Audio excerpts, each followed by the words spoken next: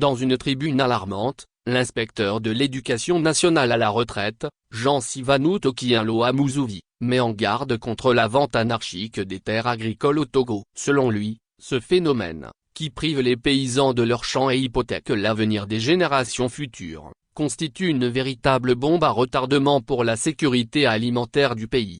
Alerte, alerte, alerte rouge. Un suicide collectif certain, programmé et ignoré par Jean Sivanou Tokienlo Amouzoui, inspecteur de l'éducation nationale à la retraite TEL, 90 043 160 99 611 651 moins avons-nous conscience, en Afrique et particulièrement au Togo, que nous gaspillons nos terres, et que ce gaspillage risque de nous coûter très cher dans l'avenir? Le monde est scientifique, la nature est scientifique, et nous devons la vivre scientifiquement. C'est en vivant scientifiquement que l'on identifie, ou même que l'on anticipe les problèmes inhérents à l'existence sur Terre. C'est dans ce sens que je salue la présence dans certains programmes de formation de base la méthodologie de la recherche, fondée sur l'observation, l'expérimentation, les hypothèses, les lois, les principes, les théories, les formules, l'application, etc. Généralement, lorsqu'on évoque le concept de science, l'idée s'envole vers les grandes découvertes et les inventions technologiques et scientifiques. Mais il y en a plus. La gestion de l'environnement dans sa globalité doit préoccuper au plus haut point les penseurs scientifiques. Au premier plan, la gestion de la terre, l'un des 4 éléments de la nature, à côté de l'air, l'eau et le feu. Sans la terre, point de vie. L'agriculture qui en découle constitue l'activité originale et originelle de l'humanité. Manger pour vivre. C'est pourquoi dans certains pays, une plus grande partie des budgets d'État est allouée au secteur agricole pour garantir la sécurité alimentaire. En Afrique, nos pays sont essentiellement agricoles. Les populations vivent de leurs activités de production liées à la terre. Autrement dit, la matière première de cette production reste la terre cultivable. Lorsque nous entrons dans la théorie scientifique de la densité de la population qui consiste à faire une répartition théorique de la superficie d'un territoire par rapport à la population,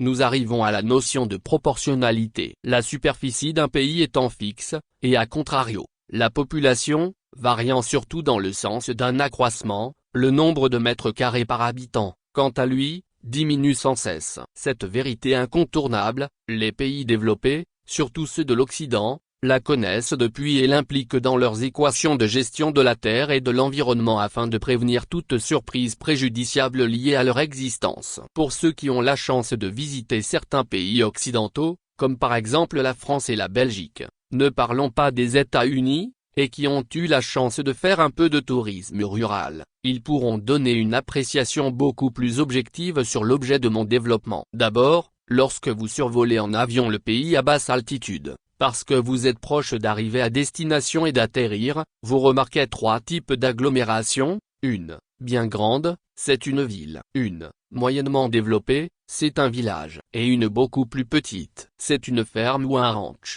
Faible concentration humaine avec quelques bâtisses habitables et comptables du bout des doigts, munies de greniers et d'enclos pour animaux. Par le biais de cette observation, je voudrais aborder et toucher la question de l'habitat. En géographie, au cours primaire déjà, on nous avait appris qu'il existe 2 types d'habitat, les habitats regroupés et les habitats dispersés. Les habitats regroupés sont caractérisés par une concentration de maisons dans un rayon défini de sorte qu'il n'existe pratiquement pas de grands espaces vides. Tandis que pour les habitats dispersés, les concessions individuelles sont très espacées les unes des autres et reliées par des sentiers. Ces derniers types d'habitats sont rares dans les pays occidentaux. Les villes et les villages y sont conçus en habitats regroupés. Surtout dans les grandes villes, une propriété qui s'ouvre sur une rue n'a pas plus de 10 mètres. Elle peut toutefois évoluer en profondeur et en hauteur. Il en est de même pour les villages. La ferme quant à elle, est construite dans le but de surveiller les champs et les productions. Elle n'a pas vocation à évoluer pour devenir un village, encore moins une ville. Une ferme est une ferme, enfermée dans ses frontières originales, et entourée de vastes champs et exploitations. Pour couper court, je dirais que dans les pays occidentaux, la politique foncière est telle, qu'un individu ne peut décider de son seul et propre chef de gaspiller la terre pour quelque motif que ce soit. Ce qui implique que les espaces exploitables,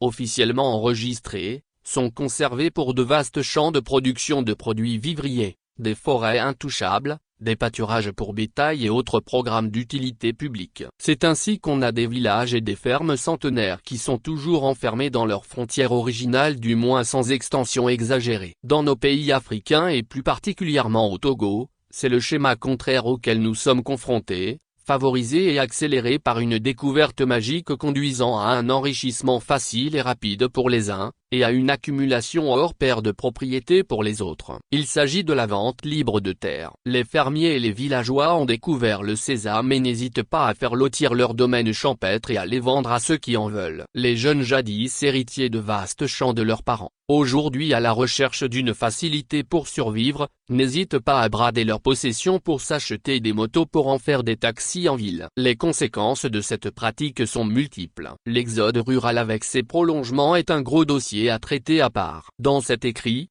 c'est la rareté artificielle des terres cultivables qui m'intéresse de traiter. Nos populations sont à 80% agricoles. Les habitants des villages et des fermes vivent des produits des champs. Et voilà que tous les terrains sont en train d'être vendus à tour de bras, achetés par des nantis des villes et de l'administration qui n'en font pas un usage immédiat. On achète, on clôture, on place un portail et on fixe un cadenas.